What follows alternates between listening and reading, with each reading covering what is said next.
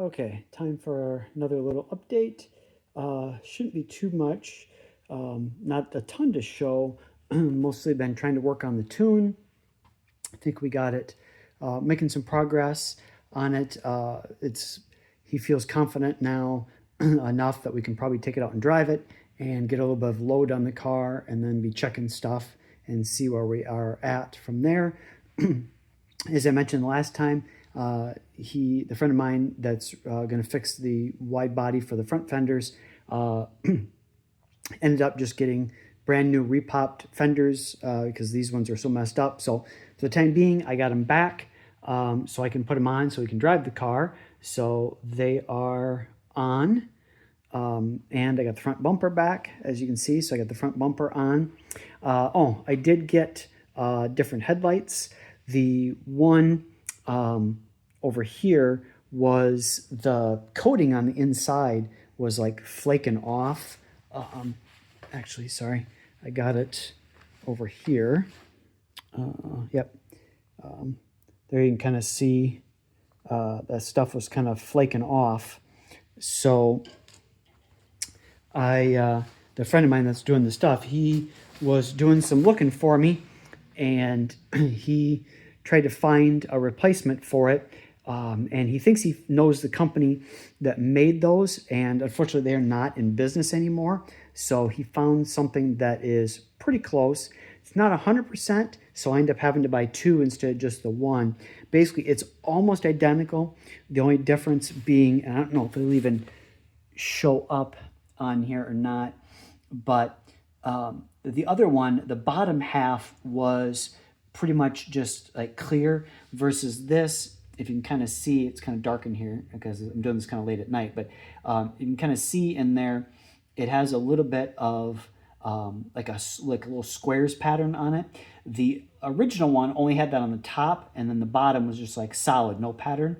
And these, unfortunately, do not. They have that all the way around, but they're the closest we could find. And like I said, he thinks that company that originally made those is not in business anymore, so these are close. I still have them just in case something can ever be figured out about how to take that apart and recoat that inside. But in case it can't, I got them done. Like I said, I got brand new ones, so we should be good there. Got the front bumper on, got the fenders on, so looking good there. And then, like I said, beyond that, just kind of working on the tune a little bit and doing some login and stuff like that. It is going to be warmer this week, so hopefully may get it out a couple times and get a little bit of a load on it on the street, and we will see there. The only other thing here is since he's working on that, I am going to have, I don't know if I mentioned it before or not, but just to protect it because paint is super expensive these days. And to try to get this touched up was very expensive. I'd been teaching myself how to paint a couple years ago, painted the 91 a little bit, but not for this car. I don't trust myself enough to do a good job. So had him paint it, but man, paint materials is just so expensive these days. So I'm going to have the whole car PPF'd eventually to protect it, so I don't have to worry about having it repainted again for like little chips or anything like that. But with everything going on, I think what I'm going to have him paint. I got the hood back. It's just not on yet. That's the last thing I got to do is get the hood on. I was hoping to get that done this weekend, but didn't quite get to it. So I'm gonna, since the hood has just got retouched up, I'm gonna have the hood, the roof, and the doors PPF'd, hopefully here in a few weeks. And then once the fenders are done and we modify, the bumper a little bit for the wide body, then I'll have the fenders and the bumper done.